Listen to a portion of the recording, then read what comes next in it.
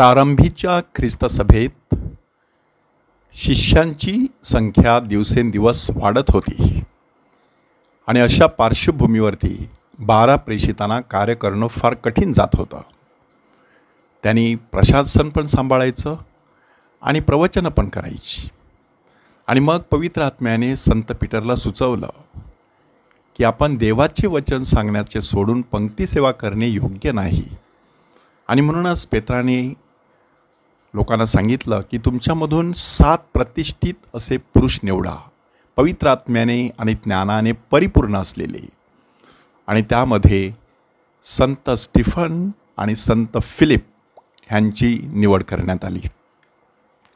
इतर 5 जणसुद्धा आहेत, परंतु ह्या दोघांच्या कार्याविषयी ह्या आठवड्यामध्ये आपण ऐकणार आहोत.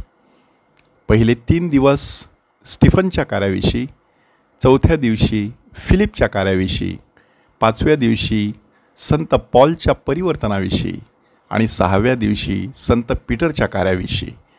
सांगण्याचा अर्थ असा की ह्या संपूर्ण आठवड्यामध्ये आपल्याला आपलं लक्ष ह्या 4 व्यक्तींवरती केंद्रित करायचं आहे आणि त्यांच्या जीवनाकडून काहीतरी शिकून घ्यायचं आहे. आजच्या वचनामध्ये आपण पाहत आहोत की स्टीफन हा कृपा आणि सामर्थ्य ह्याने पूर्ण होऊन लोकांमध्ये मोठी अद्भुते आणि चिन्हे करत असे. साहजिकच अशा प्रकारचं कार्य सुरू झालं की माणूस थोडासा प्रसिद्ध होतो आणि अधिकाराच्या जागी बसलेल्या लोकांच्या नजरेमध्ये तो खुपू लागतो.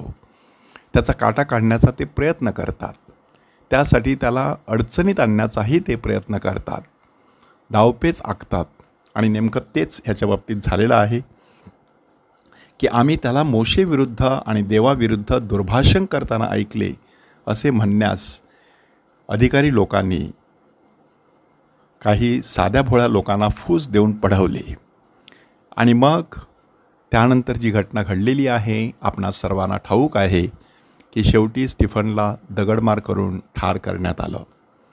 परंतु हा संपूर्ण प्रसंग आपल्याला एक महत्त्वाचं सत्य स्पष्ट करून सांगत आहे की शुभवर्तमानामध्ये प्रभू येशू ख्रिस्त सांगतो त्याप्रमाणे की नाशवंत अन्नासाठी श्रम करू नका, तर पिता जो देव ह्याने ज्याच्यावर शिक्का मारला आहे तो मनुष्याचा पुत्र तुम्हाला सार्वकालिक जीवनासाठी टिकणारे जे अन्न देईल त्यासाठी श्रम करा.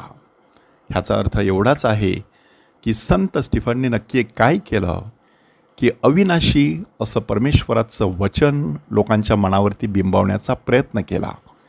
आणि ते वचन ऐकणं त्यावेळच्या यहुदी लोकांना सोपं गेलं नाही, म्हणून त्यांनी स्टीफनचा काटा काढण्याचा निर्णय घेतला.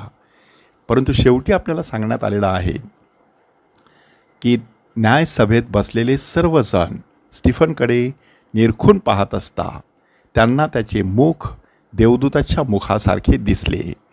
म्हणजे उदात्त हेतूसाठी जेव्हा एखादी व्यक्ती दुःख सहन करत असते तेव्हा साक्षात परमेश्वर त्या व्यक्तीबरोबर असतो. परमेश्वराचे दूत त्याच्या अवतीभोवती असतात. म्हणून माणसाने उदात्त हेतूसाठी कोणत्याही प्रकारचं दुःख भोगण्यास मागेपुढे करू नये.